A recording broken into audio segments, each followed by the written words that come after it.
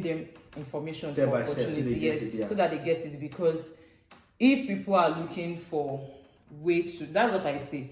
When I started my own research, like basically before I started, like I reached out to somebody in sciences. It was here already, was studying chemistry here. I was like, please help me, like tell me how to do these things. And then it was like, I cannot get funding because I'm not STEM based.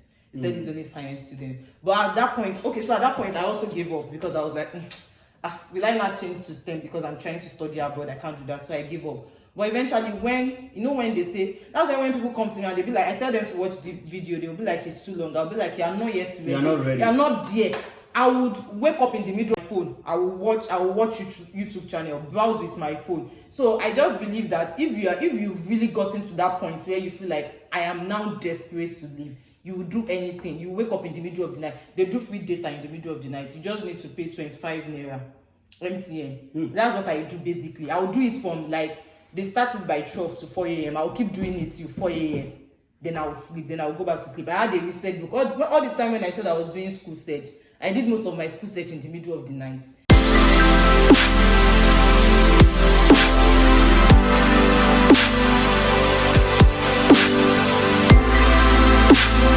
Hello YouTube family, welcome to another episode on my YouTube channel. So today we will be talking about what we talked about previously. If you've not seen the part 1 of that video, I'm going to link it here, so make sure you see it.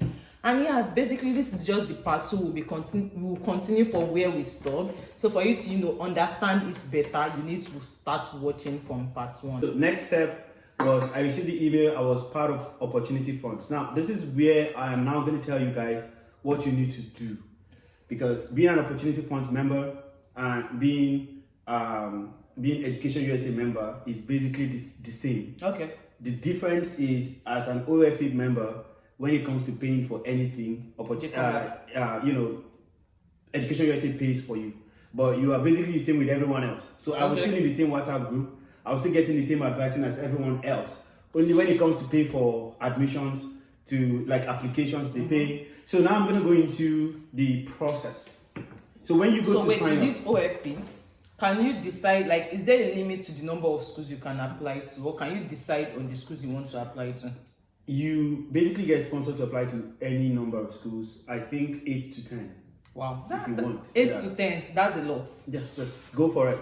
That's a lot. Some of us were never able to apply up to those number of schools because we were probably too tired or lazy or something. I mean, it takes a lot to work on different essays and do all that. Get your recommenders to Nigerian professors. Navigating stuff with them is so.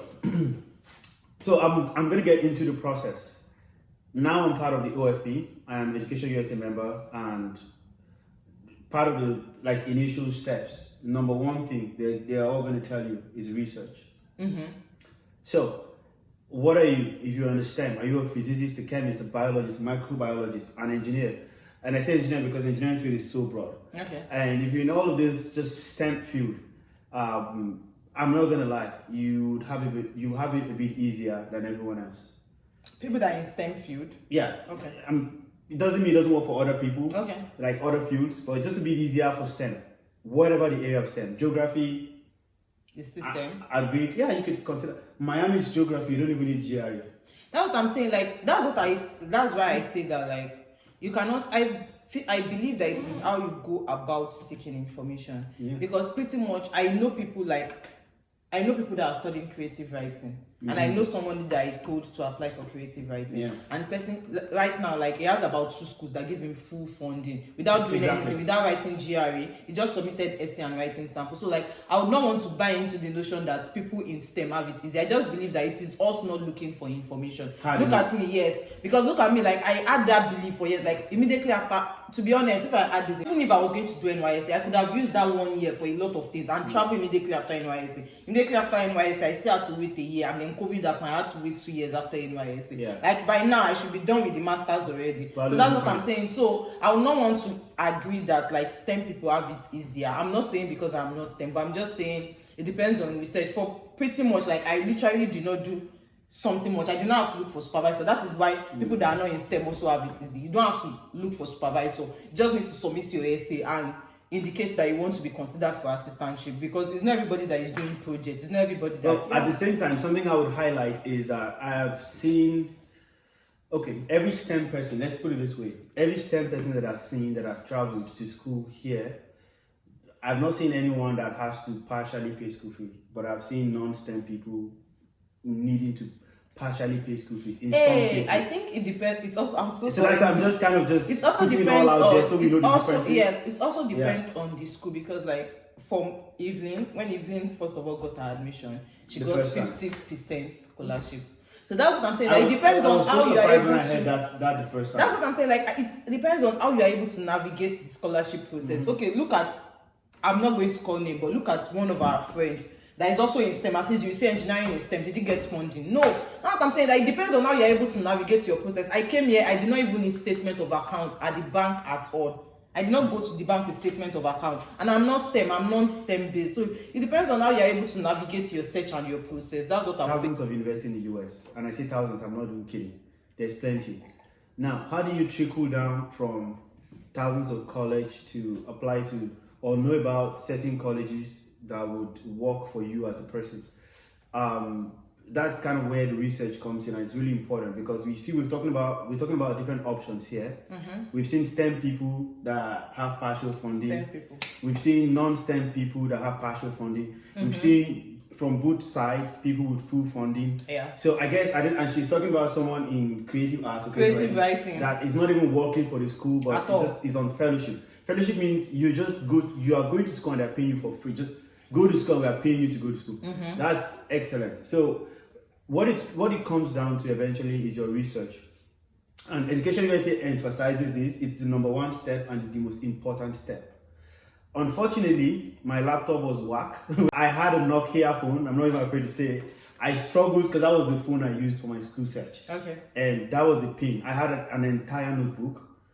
Now, if you want to limit the options of schools you want to expose yourself to research, otherwise you can spend an entire year researching the schools because there's like tons of schools. So for me, or even what everyone else recommends back then was there's a website called usnews.com.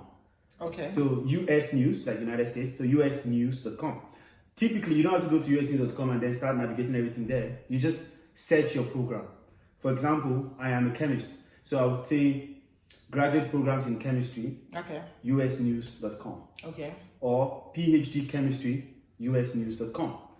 When you do that, just Google search that. The first link you're going to get is the list of top chemistry programs in the United States from US News. They are one of the most reliable ranking sources for programs. They do not give ranking of just schools, just like, oh, this is the number one school in the US, followed by that school. They rank programs. So they rank chemistry programs in the US. If any chemistry program does not make that list, it just means don't worry about that school. Like, for example, don't name any school. Don't mention the name of any school on this channel. All right. Well, the owner of the channel says not to mention any school, so I'm not going to mention any school, right? But there are tons of schools. But for chemistry, you would get only about, I think there are less than 300 schools on that list. That's why, like, out of tons of schools. That is what I say. Like, I remember a friend of mine told me that like somebody is trying to apply to top school. See, the fact that a school is a top school doesn't mean that your program in that school is great. Nationwide. It doesn't mean that your program, because like it's a school. There are so many components in a school. There are so many programs. There are so many faculty. So the fact that the school is great doesn't mean your program in the school is great. So there are schools that are extremely good at law, bad in business. Exactly. Schools that are great in engineering. MIT is known for tech and science. Their business school might not. Now this is arguable. Might not. So please, might not necessarily trump. name. Yeah, and I'm just giving an example. Might not necessarily trump Stanford business or Harvard business. I'm just saying. Just give an example. So based on the programs, like you rank programs. Well, they rank programs, not schools. So you want to go by the program ranking, and they would show you that the program at University A is ranked like this, and University B is ranked like that, and maybe B ties with University C. So they just give you that list. They'll give you an entire list. Now, trust me, you're going to begin. The list begins with the top schools you have in your head, like Caltech, MIT, Harvard, Stanford, and all those guys. Now, the problem with that is coming from Nigeria, we are coming from Nigerian schools and we are competing with everyone else that's applying from China, from India, from America here, from Europe, just all over the place. People from South America. So you're competing with people from everywhere, and honestly, it's hard being competitive sometimes. I know Nigerians that are going to Stanford and are going into all of those big schools. It's possible. I would say that I was not exposed to enough research to be competitive in that way. Because if you're applying to a PhD program or a master's program, you are applying to a research type degree. So they are looking at your exposure to research. I was not that privileged to have a lot of research. I think most of us from Nigerian schools, we don't have strong research experience as undergraduates. It's hard. It's more like they would say cut your coat according to your size. I know I needed an entry gateway, like just a gateway to be exposed to what's out here and just better resource, better facility. Now, like I said, out of over 1,000, what am I saying? I think if you look at it, there's only like 2,000 colleges. Like if you consider everything, universities, colleges and all of that. So there are a lot of schools in the US, and if any school makes that list at all, usnewslist.com, it means it's worthy of your attention. Okay. So if you want to target the first 10 schools, hey, be their guest. You can do that, but you can just check all the requirements. Their GRE requirement is higher. I can guarantee you that for top schools. Their entry requirements are higher, probably higher application So before fees. you go on, I know I say something here, but I'm just going to ask you so that people can believe it. Do you believe in people searching for schools before trying to write GRE? Or they should write GRE before they search for schools? Number one step is research. Search for schools first. Okay, now I say this a lot. Yeah. Search for schools, because Yes. now I'm if still you, going by the books. for instance, Research. if you are going for like a top school, you know that okay, the GRE is high, and you know how to fuel your motivation the more. So can I add something? Okay. In the process, there's something called ambitious schools and safe schools. Okay. So when you're making your list of schools, you're fine. Pick up Harvard, pick up MIT, pick up Stanford. Make them your ambitious schools. Okay. Make them your top 3. On your list of ambition schools, pick like 2, 3. Don't kill yourself. Let's put it that way. Also make sure you're applying to safe schools. Then on your safe schools, have like similar number to the ambitious schools or even more. Because that's where you're guaranteed to get in. For you, you're probably looking for not just the opportunity to go to school, but better life and just a lot of other things encapsulated. If the safe school is going to give you that, have some lists. Have like 5 safe schools, 3 ambition schools. That brings you to 8. Yeah. 8 is the standard number of schools like people that people apply to. If you want to do 633, that's fine. Make sure your safe school is really safe. Make sure that's the quote for today. Make sure your safe school is really safe. So there are safe schools that, trust me, there are schools that don't want GRE. Now, it doesn't make a school safe, because I've seen top schools now, Northwestern, for example. So now you wrote GRE, right? I did. And that's the point, because Evelyn did not write GRE. Well, Evelyn applied the COVID time. Yeah, that's what I'm saying. So this is like the right time for people to apply, because like a lot of schools actually change their requirements. So after COVID, I think most schools, Northwestern. And aside that, like there's because I mean we studied this. There's a research in higher education, because like we had this discussion in my class last semester. There's a research in higher education as to if schools should continue to require GRE, because a lot of schools now are coming to the realization that GRE is not a measure of intelligence. So like we had that discussion in class. I wouldn't say measure of intelligence. It's not a measure of your ability to succeed in graduate school. Yeah. That's kind of what it is. It So, has like, most nothing to do with schools anything we are doing. Yes, because I know like most schools that used to require GRE before, and they no longer require GRE. Yeah. Even for my program, like some schools require GRE. For instance, UConn that I applied to. In 2020, when COVID came, all schools did not like Harvard, MIT, nobody asked for GRE. So to tell you that they can't do without it, Because COVID is hard already, so why make students go through hard time? So the reason I kept mentioning Northwestern was Northwestern is among top 5 in chemistry, if I'm not mistaken. Northwestern University. Okay. It's a great school. So where is that, Florida? No, in Illinois. Okay. So very close to Chicago. So Northwestern is a great school, but since COVID, they had basically scrapped out GRE. They don't ask for GRE. So still, to get into Northwestern, guess what? You got to be competitive in the area of research. Oh, wow. So that's kind of what it trickles down to. And if you don't have strong research background, then you do have a problem. So while you're trying to rank schools, when you go to US News, it gives you a list of schools. You pick up, say for example, the number 1 was Harvard. I'm just going to give an example. You can then go to Harvard. If based on the list, you can then go to another tab and say Harvard University Chemistry Graduate Program. I keep using chemistry for example. It will take you straight to the chemistry page, not just chemistry page, but chemistry graduate program page for Harvard. So it takes you straight to that page. When you get there, you're looking for prospective students. Yeah. Link something that says future student or prospective student. You want to go to that page. I think Ruth, you made a video that. Yes, don't worry. I will link that video. Like Yes, I will link that video somewhere. So from prospective students, you see what the department wants. They will tell you if they are taking GRE, you would see it there. If they're taking TOEFl, there are schools that would say if you have a master's in the US, you don't need TOEFl. If you are from certain countries, you don't need TOEFl. You see all the requirements when it comes to GPA requirements. Mind you, all graduate programs, most times, I think minimum GPA is 3 out of 4. 3.0, but I know some schools that require 2.5. Great. So, for what it's worth, you check out requirements. That's the whole point. So, you Google it, like I said. You don't have to stress yourself going to Harvard's website and particularly start looking for chemistry from the homepage. You just stress yourself out. I mean, when I talked about like looking for school, I did not say US news because I didn't know about US news. So this is US another news angle is very reliable. for the STEM students. You get the list from there. You can do that. You can then start going through those schools one. I literally went through about 150 schools just to arrive on a list of 8. You see, it's crazy. I went through down back to research. Yeah, research. Go through a lot. You will see how the school in the first 10 changes from the school in between 50 and 60. You see how the requirements just drop. So you will know that okay, this is a safe night. This is a safe place. So you could choose. And now between 50 and 60 is still better than between 100 and 120. You know what I mean? So you see how these requirements transitionally change. So you choose based on what you think you really fit into. Do not deceive yourself. It's like when you tell a lie to yourself, like you are actually just deceiving yourself because who are you deceiving really? So it's you that's doing the research. Be honest. You know what you really fit into. That's what you should go for.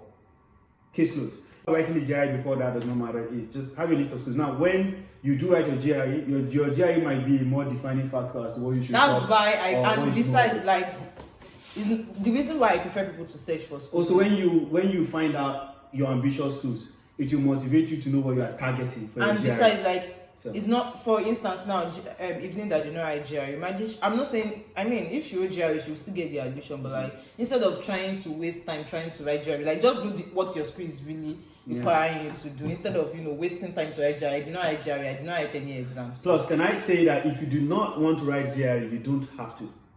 I know many great schools. I don't ask for GRE anymore. Okay. So, I don't want to start calling names, but when you go to that list, or do you want you can tell yourself that okay, if they want GRE, they are out. Set boundaries, set your criteria, and if a school is, no matter how you like the city or like the state, once the school is going out of your requirements, your personal, basically once it's going beyond what you're willing to give, just skip it. It's not a big deal. It's not the only school in the US. Exactly. And you can always travel to that state. So exactly. And you can always travel to that state anytime, any day. So like in Ohio, there's our school, there's UC, there's Ohio there are so many State, schools. Ohio University. And those are even public universities. Like now talk about private universities, there's like there are so many schools. There's oh my god, there are so many. So you have a lot of options, so you do not have to limit yourself. So that's kind of on that. And when you're done with research, you have a list of schools. Mind you, if you're part of Education USA, you're probably doing this with a group of other people. You make your list of schools. You don't have to run it by anybody. That's your business. But you know what you're working with. Then you start prepping for GRE. Now, prepping for GRE, you work. That's like step 2, prepping for your exams. You start, So step 1 is research. Step 2 is if you want to write GRE, you have to prepare for your exam. I would say prep for exams because eventually, even if you don't take GRE, you might have to take TOEFl.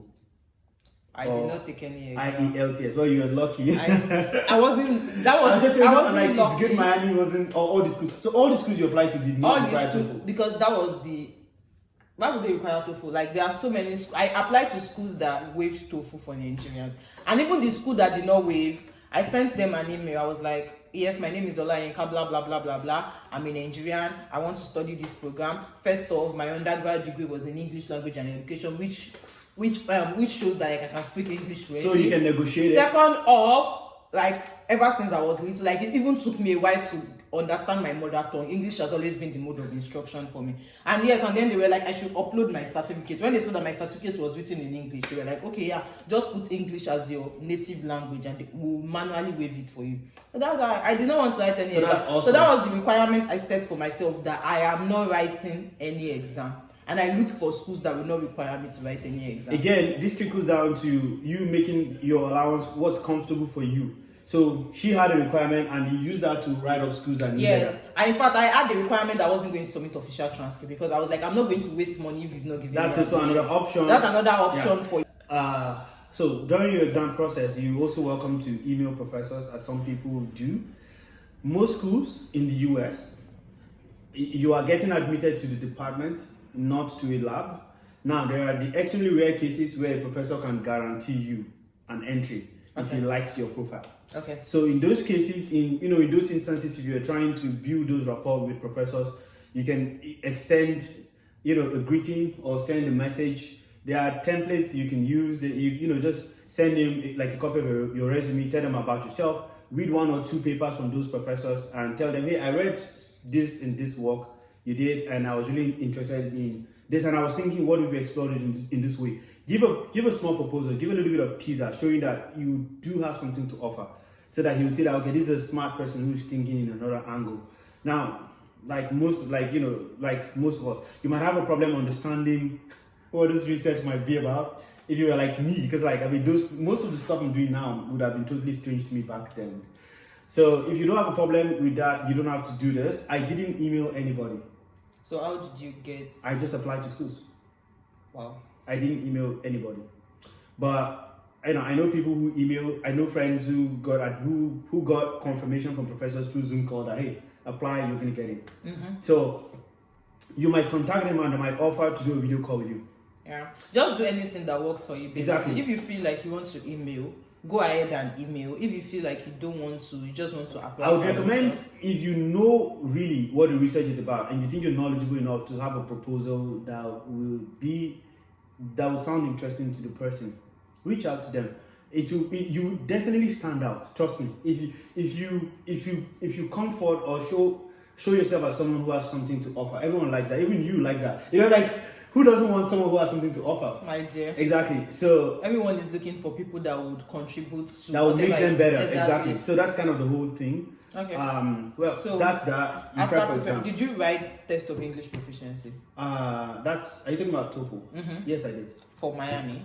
Or just generally? Just general TOEFl. I did both TOEFl and GRE, paid for. Okay, anyway, so you have somebody paying for exam, so that wasn't really much of a big deal, because for me, I just had to write. Yes, exactly. So for you had somebody paying for exam, but what I'm saying is you necessarily don't have to write GRE. Yeah. If your school is not requiring you to write GRE, don't write GRE. If your school is, I know I made a video on 20 schools that waive TOEFl or IELTS. Check it out, guys. Check it out, and you can also do something like that. And okay, so from GRE preparation, you now passed your GRE. After then, what happened? So once you pass GRE, you basically start applying. You want to talk to your recommenders. Damn, that is where the problem is. That's something else in Nigeria. Because you have to beg, you are literally begging your professors to write recommendation letter for you. That's where the problem is. In Nigeria, it gets interesting. Now, I've spoken to people here. I've heard that even here in the US, there are interesting cases where professors have asked students to write the recommendation letter. Are you serious in the US? Yes. Wow. I don't want to get into that detail because we're trying to keep exactly. Some letters. What I was saying is that if you want to stand out to the person you are asking to recommend you, now, you might remember most of how you have experience with this particular professor or this particular person, maybe your IT manager or your professor who taught your class or your advisor, your project advisor in Nigeria. You might remember every detail of your experience with them, but they might not because they have multiple students besides you.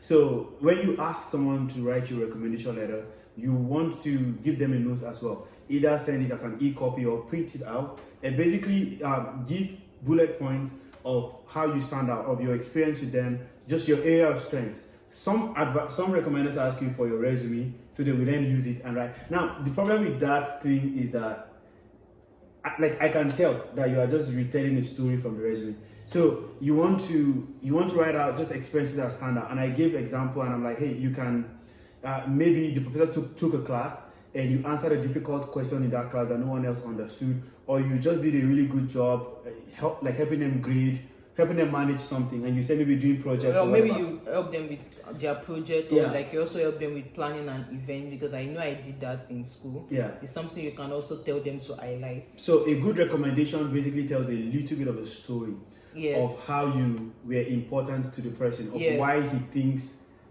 this particular school should take you, why he's recommending you, and also also make sure that like they say something about like how you would be a good fit for grad school. Yeah. So the recommendation letter should not be generic, which is very common. Should not be generic something that they went to pick on the internet. Generic is hi, graduate admission committee. I am recommending student X because they are great, they are intelligent, they are smart. Admit them, you won't regret it. Blah blah blah. Yada yada yada. That does not cut it. I'm you know, when I read that, I'm going to call BS. Basically, when you write a recommendation letter, you can tell your recommenders, we want to see a little bit of story as to, you know, how you interfaced with your recommender, their specific experience with you about a specific issue.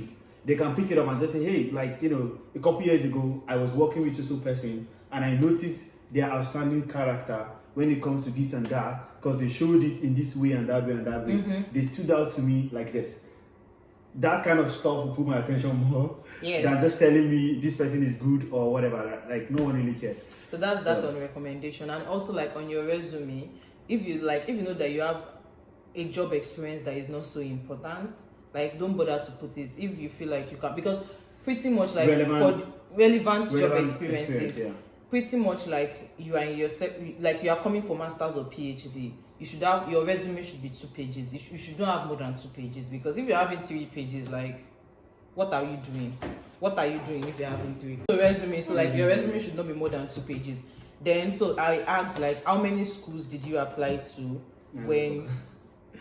Okay, so we talked about how I couldn't remember if I applied to the 5th school or not, but I said I applied to Miami. You said this is a new video. Okay, actually, what happened? We were trying to shoot a video initially, because that when he said we were trying to we shot this video initially, but we realized that it was not recording. Yeah. So if I'm exhausted, that's why. Yeah. So like if you see that we are kind of exhausted, that's because like we already said a lot in the first video, and then I was like, oh, we are done with the video. Let us go and stop it, and we realized that it was not recording. Okay, so I need a drink now to dehydrate. So that is the reason why you should subscribe to this channel, because even after recording that video and it did not work, we still try to record another video. That is commitment. That is dedication. That is dedication. So make sure you subscribe to this channel. Okay. Okay. So what was the question? The university. So how many universities did you apply to? I like to think I applied to 5. I don't remember if I applied to the 5th because hey, I was super stressed. Well, what it comes down to is I applied to Miami University, Wyoming, University of Wyoming at Laramie, Texas Tech, and Tulane University. Fun fact, till today I have not heard from Tulane. Are you serious? They did not tell you whether they rejected you or whether I never they heard accepted anything. you. Yeah, that was like the weirdest thing ever. Wow. Hey, by the way, there's something we didn't mention. Schools that offer free application, you know, that... No, that one is a video. That one is a video on its own. I'm going to make that video. Because Tulane was free application. Yeah, I'm going to make that video. That is a different video on its own. I'm going to tell you how even schools that don't have free application, how you can navigate it, that you can get free application from them. But that is a different video. This video is just about admission. Okay, cool. So that was that. And so how many gave you admission? So Tulane did not get back to you? Texas Tech did not, but I got into Wyoming and Miami. Okay. So then I chose Miami because of the research, and I was talking about how research is really important. In fact, I said in addition, when you're doing your research from the first part where you're researching schools, in addition to the requirements that you have, and you're expecting it to basically, well, for the school to match up and have similar to what you're willing or ready to offer, you also want to check out, while you're checking the department's requirement, you want to check out the kind of research the professors are doing, because you don't want to spend the next 2 or 5 years frustrated doing something you don't like. And it's a very common thing. And like, you can be targeting top schools and be in top schools and be super frustrated. In fact, we were talking about this today with a friend, and that was after church. But we're talking about it with a friend, and we revisited the fact that in science, in fact, you end up working as a guy. In fact, he was telling me that I should not worry because he has been working for some years, and it's like this is the worst it will ever get. As a graduate student, I think I like to think I work about 60 to 80 hours a week. So most likely 80 hours a week, and I'm not even capping or joking. I'm not exaggerating. So like basically graduate school in its own is stressful. Even if you are enjoying what you are doing, you will get frustrated at the point. That's why most people, like, when I don't know, for some schools that do interview, that's why they ask you, how do you stay motivated? Because you just need to, for instance, for myself, I'm a goal-oriented person. Like, just reflecting to my goal is enough to motivate me. For some people, they just need to do something fun to stay motivated. Graduate school on its own is very hard. It's frustrating. So now doing what you do, if you don't like it, it's the worst feeling like ever. don't even. And I actually gave this. I was like, look, if you don't get anything from this video, get that. Don't just choose a school. So maybe you got 3 admissions. Don't just choose the school that you think has the fanciest name or give you the most money. When I got into both Wyoming and here, I chose Miami because I really liked the research my professor was doing. It was something that stood out. He's an assistant. I remember when I went for visa interview, it was like a piece of cake. The lady that interviewed me was like, so what are you going to be doing? And I was like, oh, I'm going to be working on a research that focuses on building self-healing materials for the automobile industry. And she's like, oh, you're going to be working on self-healing materials for cars? I said, yeah. She's like, well, congratulations. Okay. Like, see, the research topic spoke for itself. I didn't say anything. So she was impressed, and like I could tell. So just like I was also impressed. So like I was like, this is what I want to be doing. So just make sure that like you enjoy what you are doing, because it's a lot. It's a lot in here. Even with things you enjoy, you cannot say that there are times that it was not frustrated, because obviously grad school is frustrating, but you just have to keep going. So imagine doing something that you are not even interested in at all, but you accepted the school because maybe they are giving you money, or you just feel like, oh, let me just go, like at least I'm leaving Nigeria. You would be very, very frustrated, like very, very frustrated. So that's something I added was my original plan when I came to Miami. I actually got admitted to Miami to get a master's degree, and 1 year in, I was enjoying what I was doing because I spent a good chunk of my time doing chemistry and engineering. So much that one day on my way to the engineering building, I was just thinking to myself, and I was like, oh, I really love what I'm doing, and I can do this. I can see myself doing this for 4 extra years to make up my PhD and then just close that chapter. And that was how I decided. And I applied to transition to the PhD track, which they accepted, and here we are. Exactly. That's because you love what you were doing. And I told myself that I don't know if I would have been this happy if I was in, because we are not mentioning I'm just giving an example. I've seen that work that, well, we used to have a professor that his students work Saturday and Sundays. Wow. So be mindful. Just be mindful what you ask for. Just go to any school that you feel like. It's not a must to come to Miami, because we are not trying to do an unsponsored advert for Miami here. It's not a must to come to Miami. But go to schools that you know that like you'll be very happy that give you admission. How to narrow it down to what you actually want. To what is best for you. For what is best for you. So that is that on that. So I think that's all. So your final advice to them is do what you want to do what you love doing. Make sure you're applying to schools that have stuff that interests you. Don't just select a school based on you like the city or you like the state. I mean, that's good, but more importantly, make sure that they're doing stuff that you're into.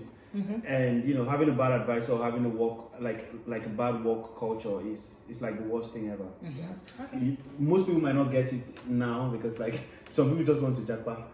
but also just make sure that you're also looking at these things because it is important, so that you get here and you'll not be dealing with mental health issues every day. Real thing. So we have now come to the end of this video.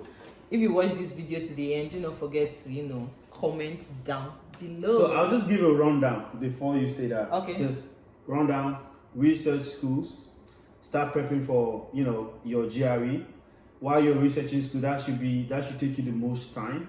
In the background, start working on your essays. That will take you a lot of time, because trust me, your first draft is not going to be good, and nobody's first draft is good. Send your essay to people. You get draft probably up to 10 times. To get it well.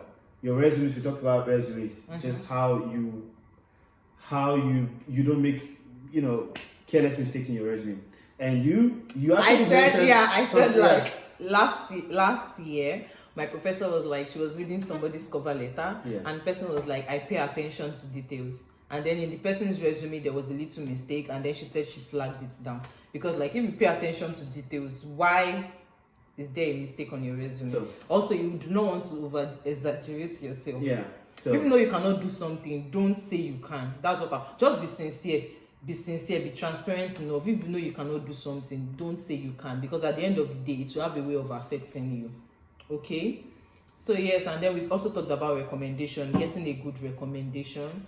And yeah, I think that's it. And that's about it. And you're ready to apply. Once you have your JERA at hand, you have your essays ready, your resume is ready. Pray. You start applying. That's good, but just saying. So you start applying and get ready. Yeah, and pray. The rest is, history. Visa is another thing. We're not going to get into it. Today is not visa. That's a whole other. That's story. A whole another ball game on its own. Yeah. So yeah, so basically that's it. Yes, and we also said that like he's studying chemistry at Miami University, and if you want to study chemistry and you need somebody to mentor you, I'm going to drop my own email because I don't want you to bug his email. Mentor is a big word, but just. Somebody to put you through. Maybe you don't want me to use mentor. But you know we mentioned Education USA at first. From that yes, but yes. Just making sure. Let's put it out there. Yeah, okay, yeah. Education USA. He doesn't want me to put it to him. I'm happy to help. But I'm going to put it to him because you people are my subscribers and I really love it. If you want professional help from people that are actually, professional, you can do Education USA. But like if you need somebody that that is inside house, like especially if you're in Nigeria, and I need somebody that is inside out. And it's not just Nigerian. If you're not in Nigerian, also feel free to shoot me an email, and if I see that okay, like you know what you are doing, because it's not like you coming to him and asking him like questions that you can do research on your own. And I see that you know what you are doing, then I will refer you to him. But if not, I will tell you to go and do better. Okay? I respond to email, so I'm going to drop my email in the description box. So yeah, that's it. Guys. If you watch this video to the end, do not forget to comment down below. You can shout his name, Obed. Oh goodness. In the comment section. And thank you so much for watching this video. As you already know, in this family we share our video because this is the family of love and we are not selfish in this family. So we share my video, even though you are not in STEM. Share our video, guys. It's a family of love. I know people that this video will be useful to. This video will be helpful to. Share my video to them. Also, do not forget to subscribe. Make sure you are subscribing. Make sure your friends are subscribing to this channel. Okay. Subscribe, like my video, comment down below. Share. Let me know what next you want to see. Exactly. Share everywhere. Let me know what next you want to see on this channel. Until I see you in my next video. Bye. Bye, guys. Which one is bye, guys? Say bye bye very well. This I said bye. Bye. Say your bye bye very well with laugh, with smile, and everything. Bye, guys.